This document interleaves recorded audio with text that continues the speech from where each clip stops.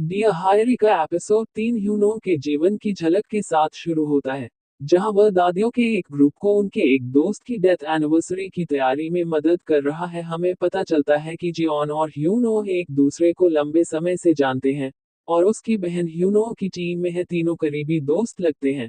शायद अपनी दादी के जरिए यहीं पर ह्यूनो को जियोन की बहन से यूनहो के बारे में पता चलता है कि वह एक शव के साथ फ्रीजर ट्रक में फंस गई है और उसे लेने जाता है। बाद में यूनहो उससे पूछती है कि वह क्यों आया था, और वह बताता है कि पीडी नशे में था। यूनहो ने जोर देकर कहा कि वह उसकी मदद नहीं लेगी, भले ही वह मर रही हो। जबकि उसने ह्यूनो को दो अलग अलग तरह के जूते पहने हुए देखा। ह्यूनो ने बदले में कहा कि वह उसके बारे में शर्मिंदा है और उसकी मदद करने की कोशिश करता है ताकि वह उसके पूर्व प्रेमी के रूप में उसके साथ जुड़कर बेहतर महसूस कर सके। अगले दिन स्टेशन के सबसे कम लोकप्रिय कर्मचारियों में से एक वापस आता है, जिससे बहुत सारा ड्रामा होता है। इस बीच जू योन की जूनियर बेक है यून, जो उस पर क्रश है। यह अनुमान लगाती है कि उसे अपनी एक गर्लफ्रेंड मिल गई है। वह अन्य एम्प्लॉइज के साथ मिलकर उस महिला की आइडेंटिटी का पता लगाने की कोशिश करती है। दूसरी ओर जू योन हेरी का इंतजार कर रहा है, जो उसके अपार्टमेंट में रात बिताने के बाद से काम पर नहीं आई है। फ्लैशबैक सीन में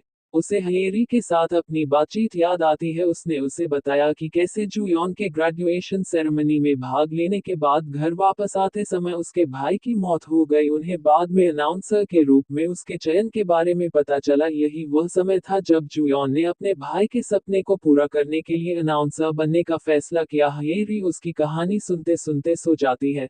अगले दिन जू योन हेरी से मिलता है और उसमें अपनी रुचि व्यक्त करता है, तथा इस बात पर जोर देता है कि अगली बार वह चाहता है कि वे दोनों एक साथ जागरें। उस रात बाद में हयो और उसके सहकर्मी को हेरी और जू योन के साथ साथ यून के सीनियर जेयोन जे योन का भी पता चलता है। अगले दिन जे योन दफ्तर में यूनहो की बहन के बारे में पूछता है। जब यूनहो और जियोन प्रसारण की तैयारी कर रहे होते हैं, तो स्टेशन का सीईओ यूनहो को डांटता है और उसकी उम्र का जिक्र करता है। वह यूनहो को तस्वीर से बाहर रखना चाहता है ताकि वह अपनी पसंद का अनुसर रख सके। बाद में यूनहो को उसके बैचमेट्स और सीनियर के ग्रुप द्वारा फटकार लगाई जाती है क्योंकि उसने 2 बार फील्ड रिपोर्टिंग जॉब लेकर उनके नियम तोड़े थे। दबाव महसूस करते हुए यूनहो ग्रुप से माफी मांगती है। फ्लैशबैक सीन में हम देखते हैं कि यूनहो ने उद्घोषक बनने के लिए कितनी मेहनत की। वह माफी मांगकर यूनहो की इस टिप्पणी का भी जवाब दे रही है कि वह उसके लिए शर्मिंदगी का कारण है। बाद में जे योंग ने यूनहो को बताया कि उसने किसी दूसरे ब्रॉडकास्टिंग स्टेशन की पार्किंग में बिल्कुल उसके जैसी ही किसी महिला को काम करते देखा था। उसने आगे कहा कि चूंकि उसकी बहन मर चुकी है,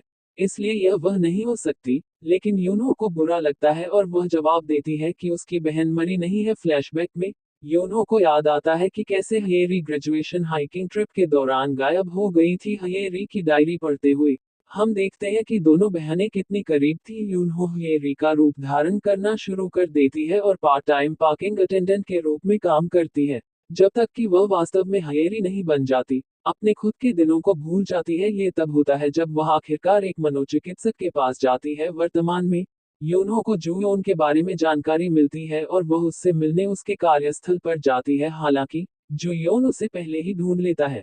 उसी समय जब यूनो आता है, एपिसोड का अंत यूनहो द्वारा ह्यूनो से अपना चेहरा छिपाने की कोशिश के साथ होता है, जबकि जू योन उसे हायरी कहकर संबोधित करता है।